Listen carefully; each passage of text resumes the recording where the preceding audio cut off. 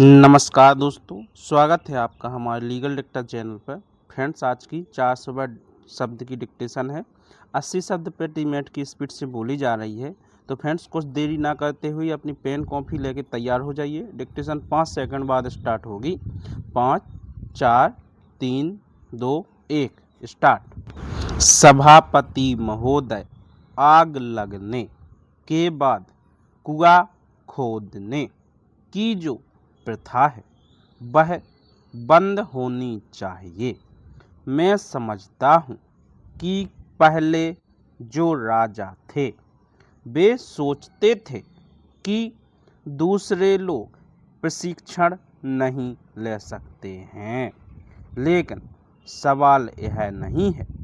सवाल है देश में नया अनुशासन पैदा करने का तथा नई सेना खड़ी करके हमें प्रशिक्षण देना चाहिए। आजकल लोगों में एकहीनता की भावना आ गई है। मैं समझता हूँ कि यह प्रशिक्षण इसलिए जरूरी है कि लोगों में एक नया बल, एक नया जोश और एक नया अनुशासन पैदा हो। आज भी हम सुनते हैं कि गांवों में हरिजनों पर अत्याचार होते हैं।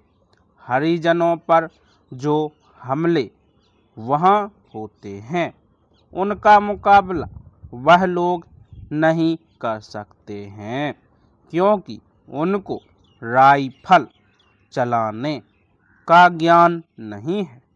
आज शांतिपूर्ण हरिजनों पर अत्याचार होते हैं।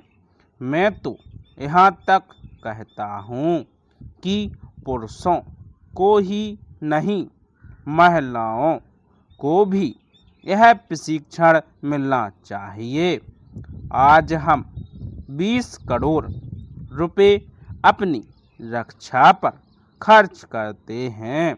इसके बजाय अगर देश का बच्चा जानदार आदमी बन जाए और राइफल का प्रशिक्षण लिए हुए हो तो मैं समझता हूँ कि इतना पैसा देश के विकास के काम में खर्च हो सकता है। लेकिन हमने कभी भी इस बात को नहीं सोचा। पहले जो इस देश के बड़े बड़े लोग थे उन्होंने अपनी राइफल ले ली, उन्होंने उसको चलाने का प्रशिक्षण ले लिया, यह समझकर कि यह काम किसी खास जाति का है। मेरा विचार यह है कि आज देश के 56 करोड़ लोग अपने अंदर एक नया आत्मविश्वास और नई शक्ति पैदा करें। इसके लिए यह राइफल प्रशिक्षण सबके लिए अनिवार्य होना चाहिए। जब यह अनिवार्य होगा तभी लोगों में आत्मविश्वास पैदा होगा और एक नई चेतना पैदा होगी। इससे लोगों में आत्महीनता की भावना मिट जाएगी। वह समझेंगे कि देश की रक्षा करने की ताकत हम में भी है। आज जो हरिजन आदि लोग हैं उनमें एक बात घर कर गई है कि राइफल और बंदूक उनके बस की बात नहीं है, लेकिन यह आत्मरक्षा का सवाल है। यह देश की रक्षा का सवाल है। कमी में बच्चा पनपता है, कठिनाइयों में इंसान पैदा होता है। जब आप जीवन को नई स्थिति में बदलेंगे तब मस्तिष्क बदलेगा।